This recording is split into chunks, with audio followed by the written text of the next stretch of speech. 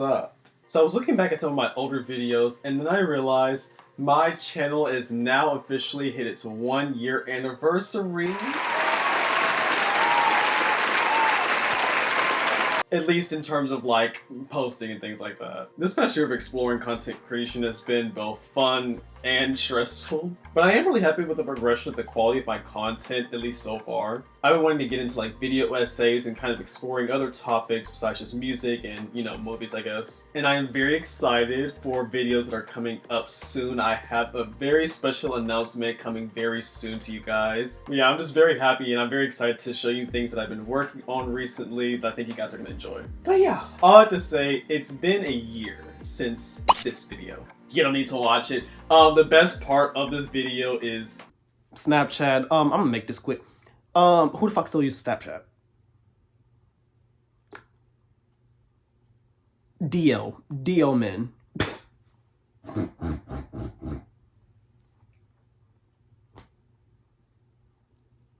Like, that's it, that's the peak. Y'all need to worry about anything else. I wanted to do a follow-up video to that, kind of discussing my current thoughts on these apps. And spoiler, a bunch of my thoughts have not changed, but a couple of them have. Which ones?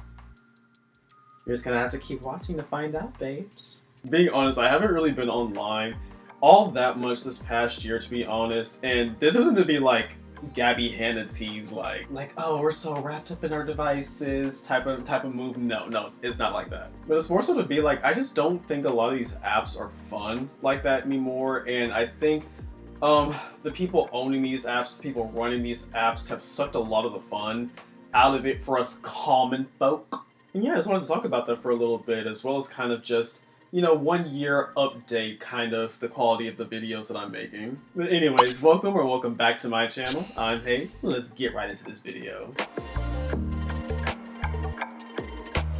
And we can start off with the bane of my existence at this point, Twitter. Yes, Twitter.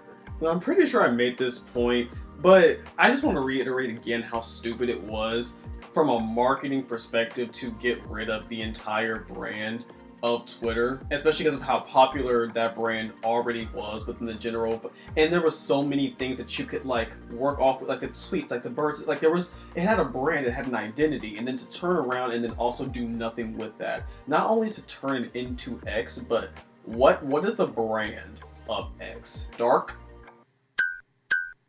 I was already in dark mode.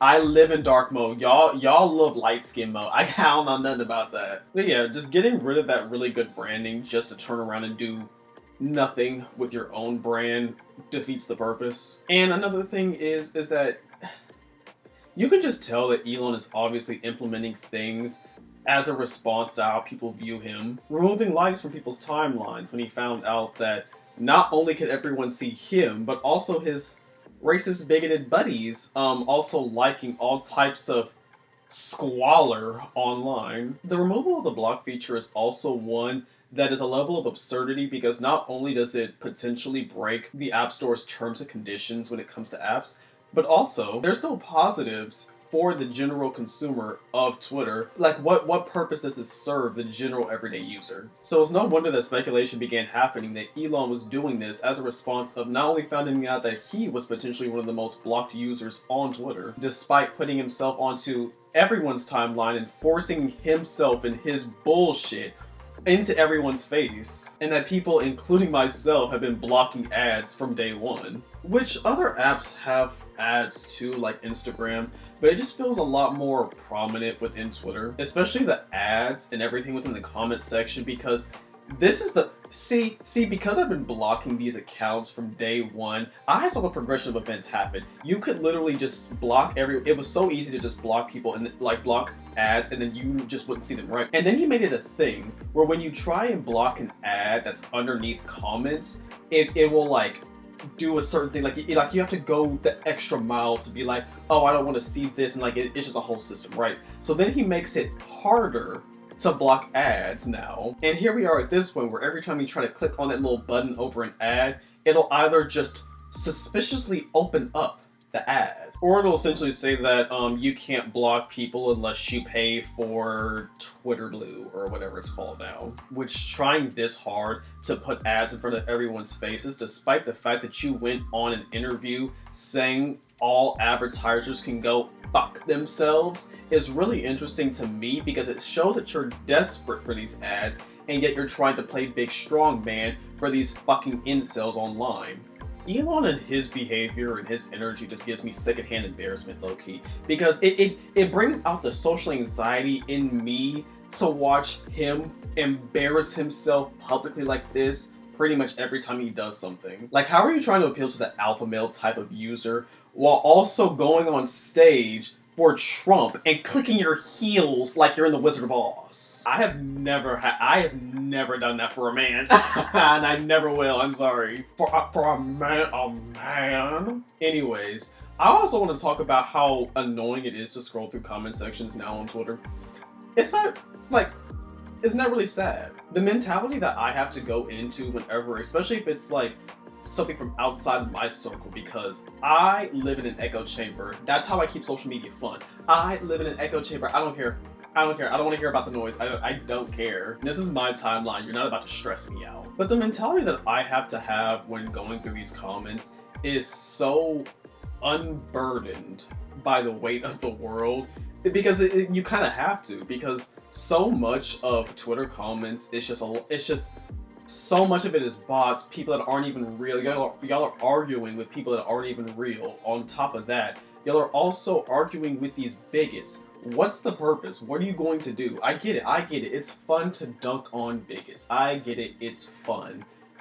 But at what point? At what cost? When you actually pay attention to these profile pictures and because I know a lot of people do not actually look at the profile and the bios of these people, but a lot of these are just AI profiles, AI art profiles, and that's an automatic skip. Like, it doesn't matter what you say, I don't care what you think. But seriously, for a lot of these people are just engagement baiting. They're just farming engagement. They want to piss y'all off, they want to get y'all mad, and y'all keep falling for it. Literally, when I'm scrolling through Twitter, I'm literally just like, yeah, sure, I bet you do, yeah.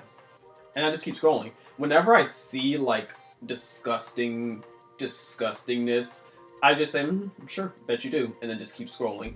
That's the kind of mentality that you have to have, that Twitter has forced its user base to have, because if not, you're just going to intake all of that negativity, all of that energy into your body, and that's not good. And that's not even to mention standoms. Standoms are a lot in general, but I feel like they're especially really bad on Twitter.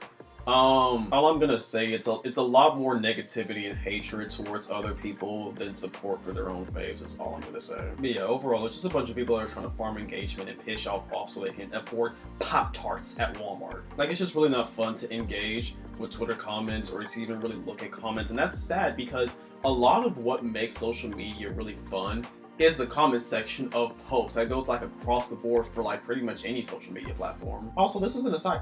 Why is there no search bar at the top of when I go into my following or following whatever? Am I expected to keep scrolling until I find randomly the person I'm looking for? Or can there be a search bar that I can use to look up the person I'm trying to look for? Right, that makes sense, right?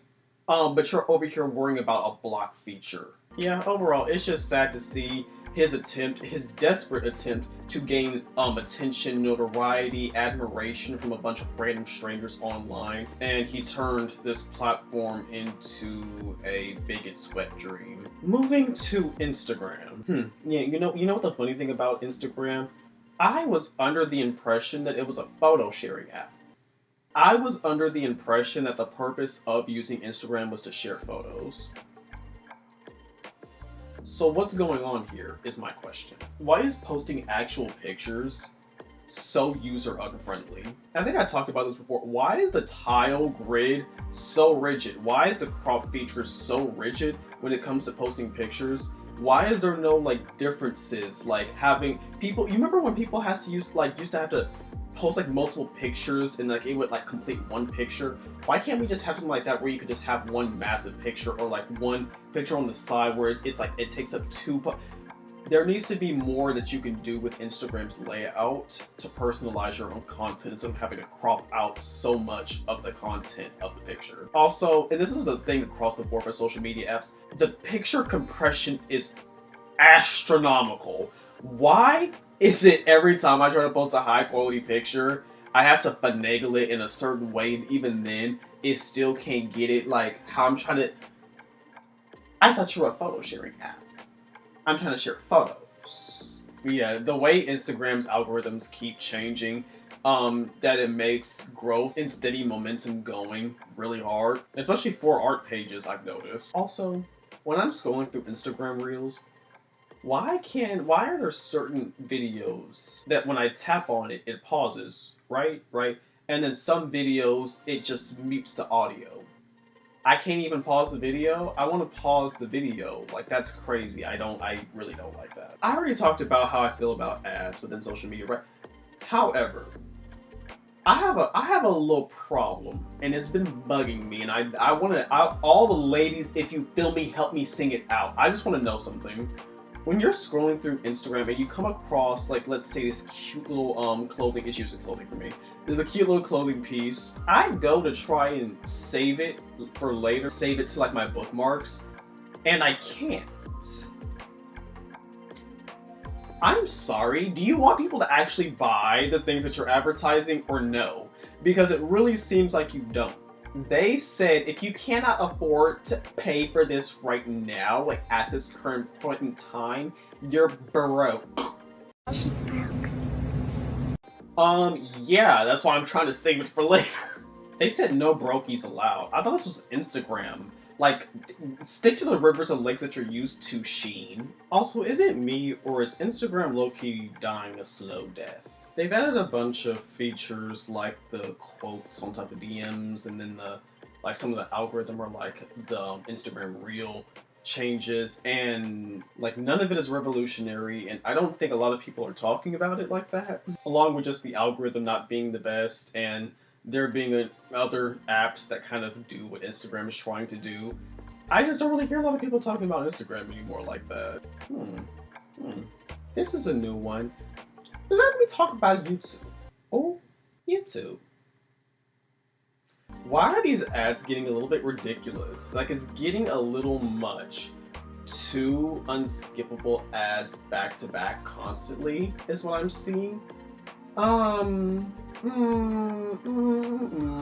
commodification of YouTube and other sites is really interesting to witness, because so much of what made YouTube was kind of this personable and more vulnerable open relationship that the content creator has with their audience, especially when compared to like the traditional famous figures. So to keep integrating ads, sponsorships, and PR codes, I think can create a really strong dissonance in the user base if you're not careful. Now, that's not to say that these things are inherently bad or there's like a moral thing with content creators who do this. I just think the system can be easily abused, so to speak, especially because I think the parasocial relationships between, like I said, the content creator and the user base can be really strong. I think it can even rival that of some stand-ups of artists. Like, even worse, you'll have content creators taking sponsorships from these companies that really don't deserve to have their stuff sponsored like that. Like, why are people still working with BetterHelp? Like, why are people still doing Cameo? I thought we all understood BetterHelp to be morally corrupt, and the response at the time really isn't worth throwing your blind faith back at them. Like, I don't know, I do kind of question some content creators who are willing to work with them right now. I get it. Content creators need to make money, and you know, just the views alone, the ads alone, like, really aren't much in terms of like the majority of the money that content creators make on this platform. But yeah, I'm talking smack, but low-key, out of other social media platforms, I'm on here the most, I guess. Like, I don't really watch as much TV as I used to, and I only like scrolling on other apps for like a little bit of time, but YouTube, I like watching YouTube videos, I like watching deep dives, video essays, and things like that. Oh, and one last thing, YouTube Premium doll. If I wanted to get you, I would. If I wanted to pay for you, I would. I don't though. I don't need you popping up like Clippy, ma'am. I'm sorry. Now TikTok. Okay, so as I said before, I wasn't really on TikTok because I had the attention span of a goldfish. But I actually have been exploring TikTok a little bit recently, and it sucked me in just like I knew it would, and this is why I told y'all to leave me alone about getting on TikTok. I just feel like it's more entertaining, and it doesn't feel like it's as much negativity on TikTok as it is on Twitter. That's not to say that it's far removed, though. I think the rampant misinformation that's being pushed is a lot. I do think that TikTok can be very useful in getting a lot of information across that's very important, you know, political stuff, things like that. But I feel like there is a lot of misinformation that Gen Z is really susceptible to right now. And this, I guess especially Gen Alpha is not the one that's right after us. And I mean, just like with any other platform, I think it's really easy to do too much in the pursuit of trying to get and keep and maintain this audience that you're building. Like a quick example is what I'm dubbing the rug lady. Long story short, this lady thought her house was haunted. She dug up in her backyard and found this rolled up rug. Why was it buried in her backyard? Who knows?